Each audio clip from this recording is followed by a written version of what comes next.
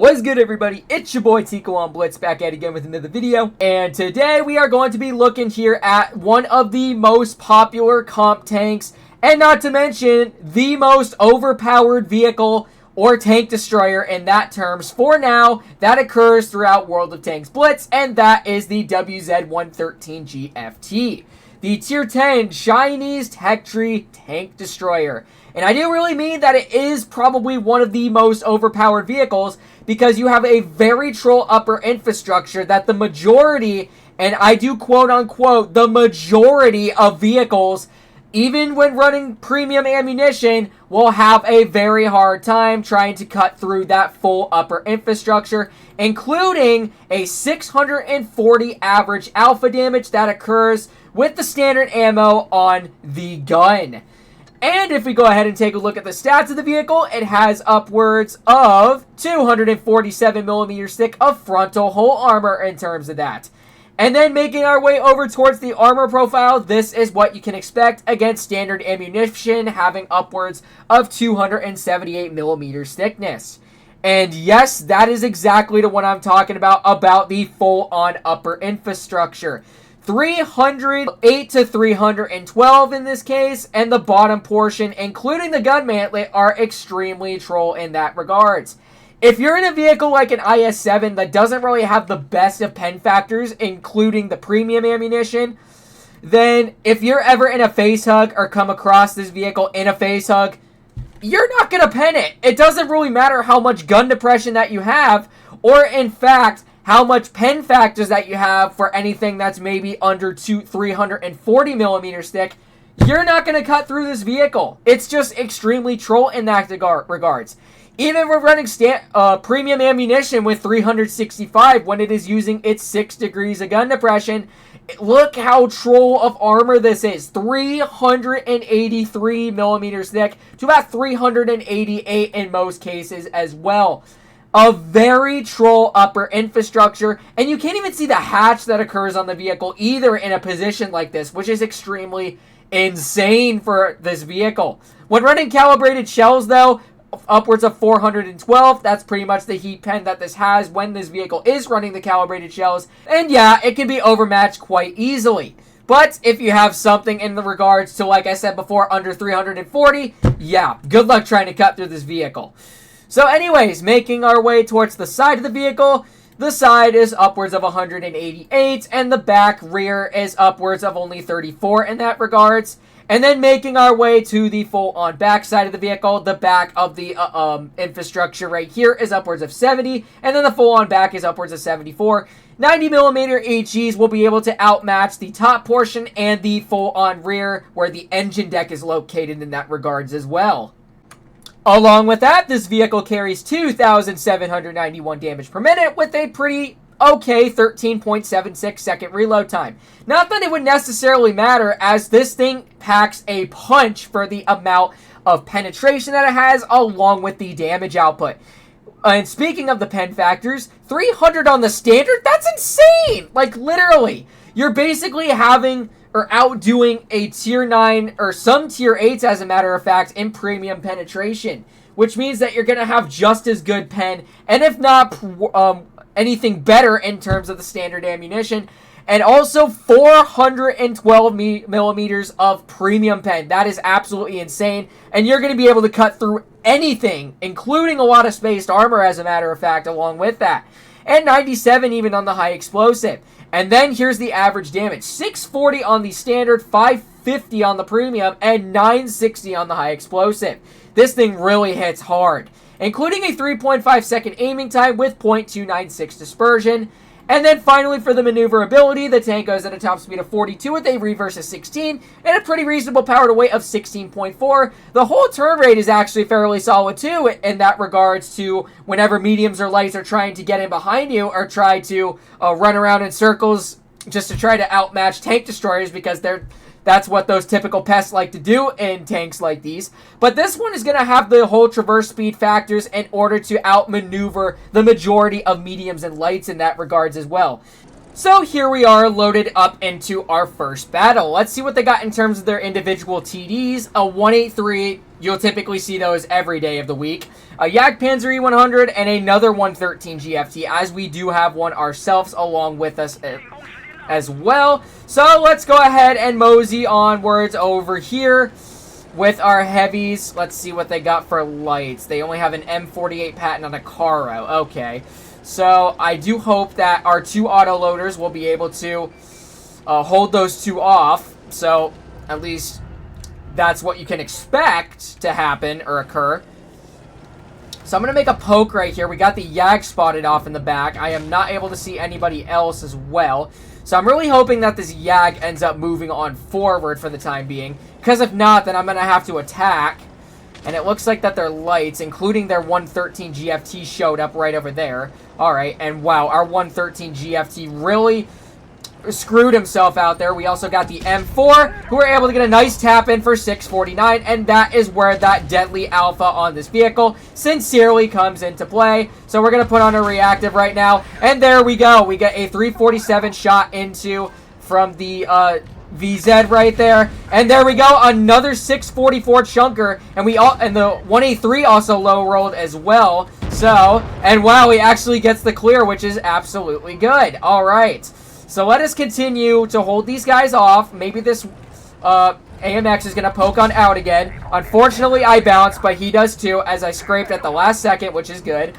All right, so I'm just gonna go ahead back on up just a little bit, because I want to know if I can maybe... Oh, yeah, 646 into that M48 patent. He didn't enjoy life whatsoever, but we got the Caro moseying on up too. Let's see if we can get a chunker of damage into him. All right, reloading once again, and chunked for 628 into his vehicle. You can already see that this vehicle hits sincerely hard, and I don't even know why this Caro wants to tunnel me so bad, for the fact that there's literally the same exact tank as me that literally has the same number of hit points. I tried to get an HE into that M4 MLE54 as that there was a small little cheek right there to where it was vulnerable for my HE to cut through and do the maximum amount of damage, but unfortunately not. I'll still take 400 damage in that regards, but you were able to see that I was able to break past 3,000 damage in this one. Unfortunately not kill anything, but that's totally fine. Our team put up some pretty solid stats in this game, so let's go ahead and continue on going then. Alright, moseying on forward into game number 2. So, the armor does seem to work for the most part, but in a hold down scenario to where if you are poking through like the slightest ridgeline is where this tank is going to become most effective. Because even in a hold down position, it doesn't really matter how many millimeters of pen that you have, you're still going to get a lot of troll bounces upon the upper infrastructure. It's what really makes the 113 GFT a very overpowered vehicle in that regards, including the deadly alpha like I mentioned before as well, combined with that. So anyways, we are making our way into battle number 2. Alright, I always like to make my way up top as well, so we got our Hori coming along with us. Let's see what they got. A 121, that looks like all the mediums that they have at the moment. So we're going to go ahead and make our way with our bat chat right over here, just in case if that ends up being the case. And if the majority of their enemies are spotted upwards on the hill. So moseying on through, let us see what we can spot.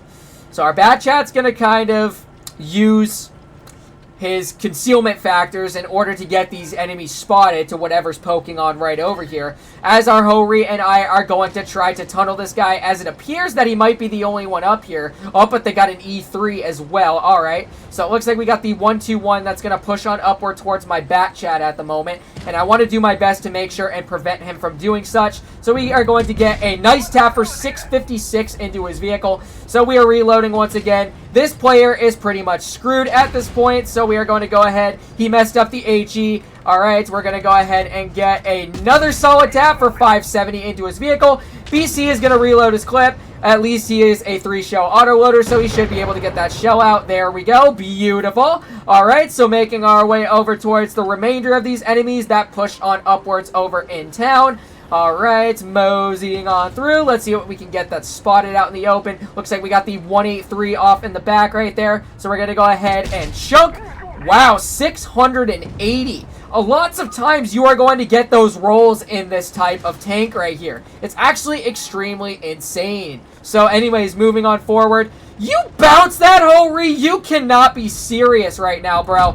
Off a T110E3, your premium AP should have led you to penning that thing's full on upper infrastructure. Are you serious, bro? That is crazy. All right, well, we got the E100 right over here. Let's see if we can get a nice tap for 617 into his vehicle. All right, so we're going to remain put right here for the time being. E100 is basically screwed. We also got the ST1 over the side as well, along with the M4 MLE. I'm just going to put on my reactive just in case if he ends up trying to go for me. And another tap for 635 into the ST1. All right, moving on forward. Let's see. Oh, no, he's not a concern of mine. But this ST1 kind of is, as he does have more hit points. Oh, and he gets kerblunkered at the start, which is totally fine if he hits me, but that's also fine in regards to him being finished off. So moving onwards towards this tortoise right over here. Let's see if we can get a nice chunker into his vehicle.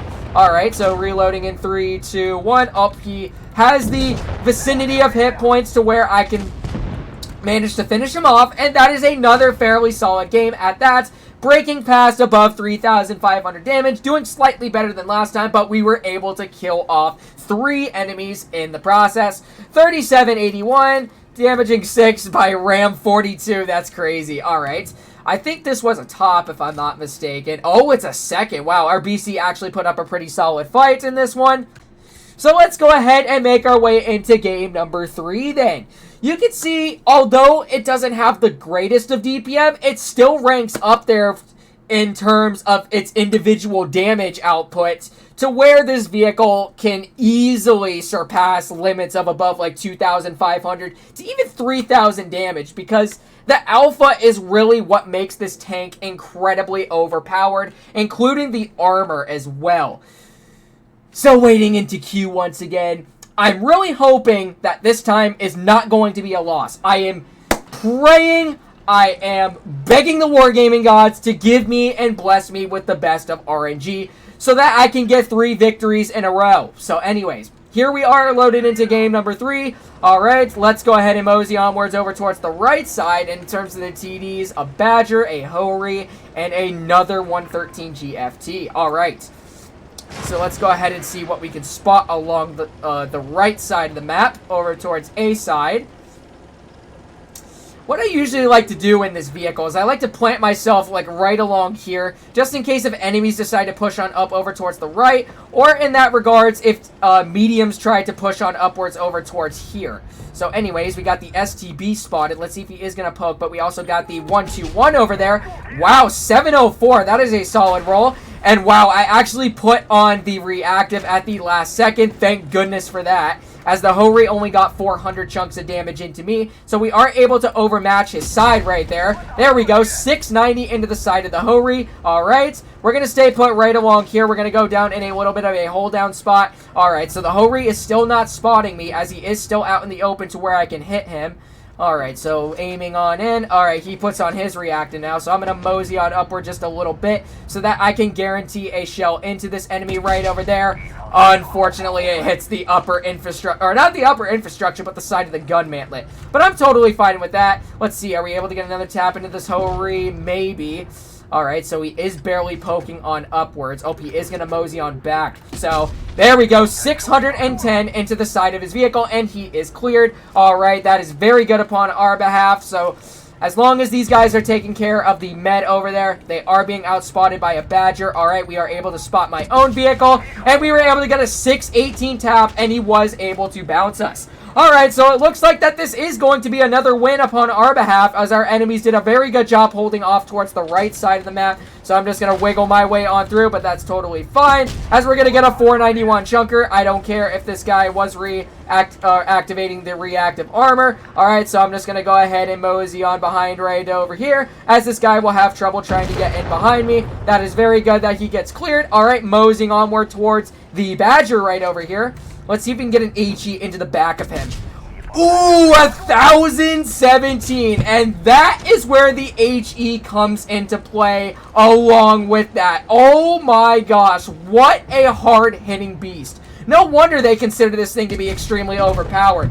Only if you're able to hit your shots, which that was a point-blank shot right into the back of the STB-1. But hey, we broke past 4,000 damage to end off the 3-game streak. All right, 4,130 damage, not able to kill anybody. We blocked 1250 though, and this time we were able to do top on the team.